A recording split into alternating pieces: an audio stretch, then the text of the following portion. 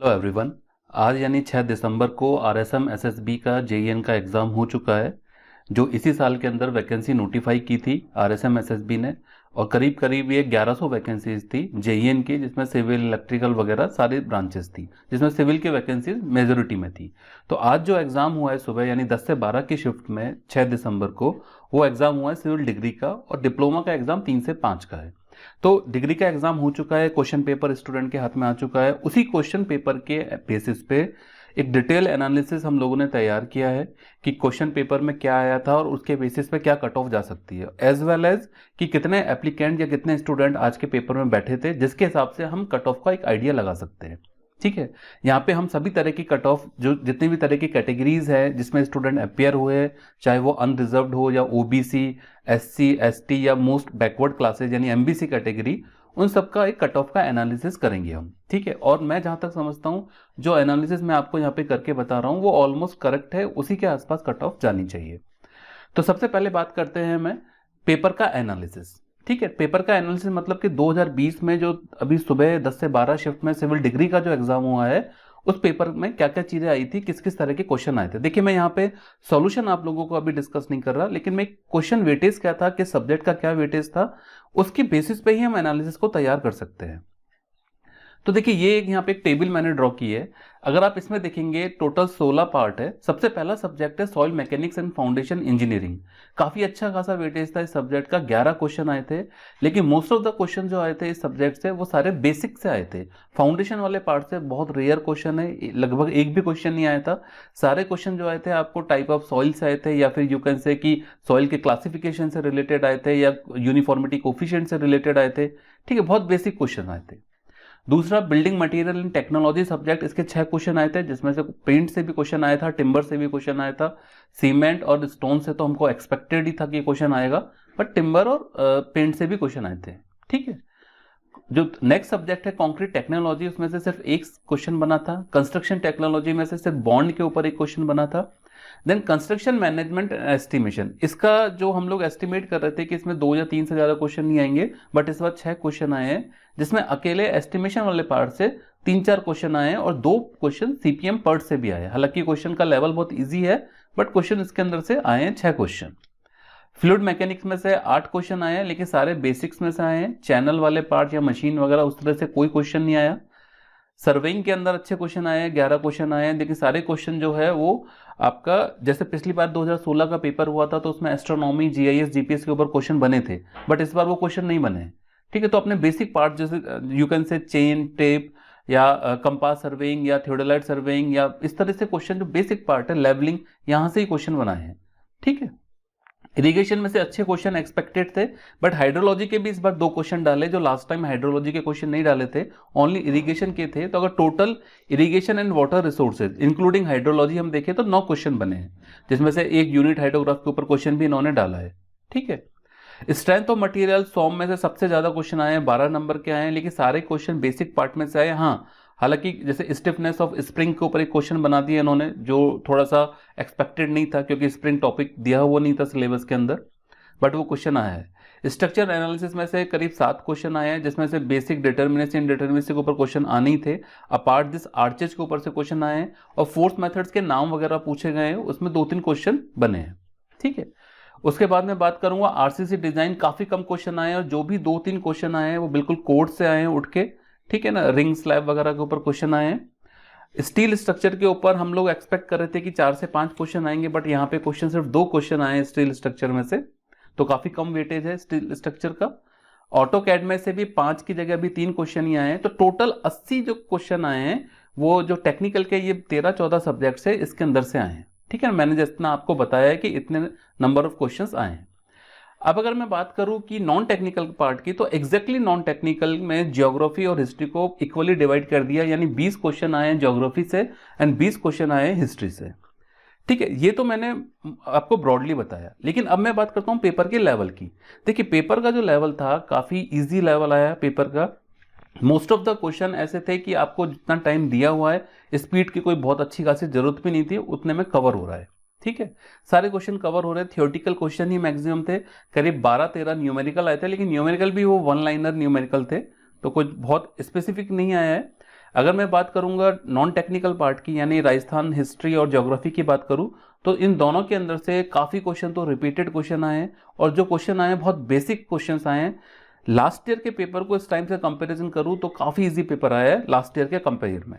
ठीक है, सो बहुत ज़्यादा इस तरह पेपर इधर से उधर नहीं हुआ है। तो अगर मैं इस चीज़ का अब आगे जो अपन जो मेन बात करेंगे वो है कट ऑफ की बात करेंगे, कि कट ऑफ इस तरह के पेपर में कैसी जा सकती है जबकि पेपर एवरेज से भी नीचे आया है। ठीक है, तो हम कट ऑफ का प्रिडिक्शन करते हैं इस बार यानी 2020 के पेपर के लिए।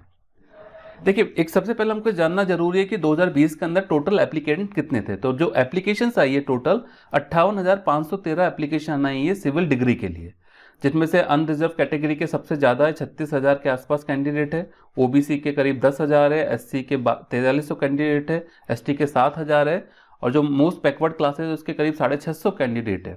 ठीक है, तो ये टोटल एप्लीकेशन 58,513 ही है, राइट। लेकिन एग्जाम में सिंस की इस बार कोविड सिचुएशन थी और हालांकि सेंटर इन्होंने ज़्यादा की है, छः डिस्ट्रिक्ट्स को सेंटर बनाया है, फिर भी स्टूडेंट्स की जो अटेंडेंस है काफ़ी कम रही है। आप मान के चलिए करीब 60 से 65% ही स्टूडेंट टोटल अपेयर हो पाए हैं। यानी अगर हम ब्रॉडली बात करें तो 40 से 42,000 के आसपास स्टूडेंट ही, जिस तरह का डेटा आया है, तो 40 से 42,000 स्टूडेंट ही एग्जाम के अंदर अपेयर हो पाए हैं। ठीक है, तो मैं इस साल की कट ऑफ टोटल एप्लीकेंट कितने आए हैं उस बेसिस पे, एज वेल एज कि पेपर का लेवल क्या आया है उस बेसिस पे मैं इस साल की कट ऑफ को प्रिडिक्ट करता हूं। लेकिन उससे पहले मैं जो 2016 में हमारा पेपर हुआ था उसकी कट ऑफ की बात करूंगा।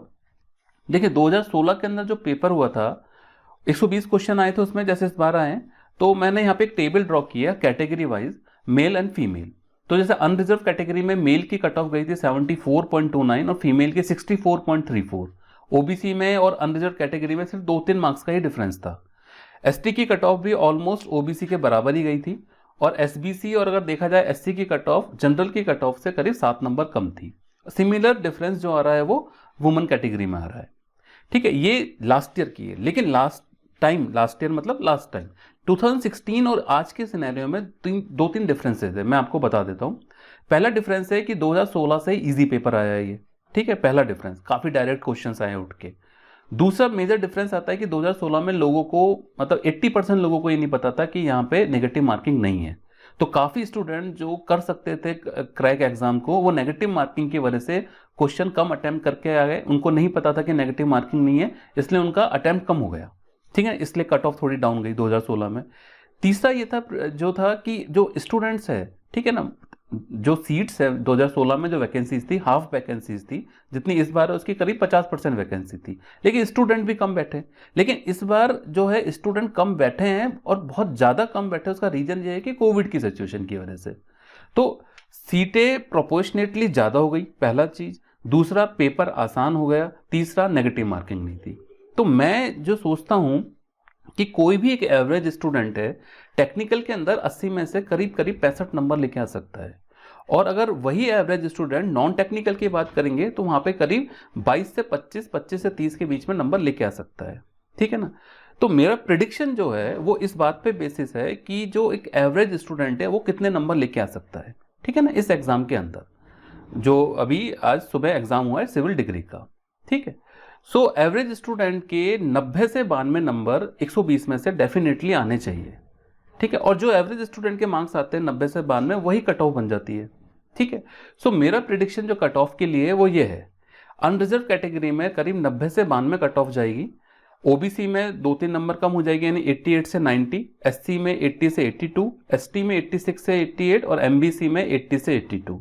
फीमेल में भी करस्पॉन्डिंग वही कट ऑफ करीब 10 से 14 नंबर के बीच में वेरी करेगी, मेल टू फीमेल में।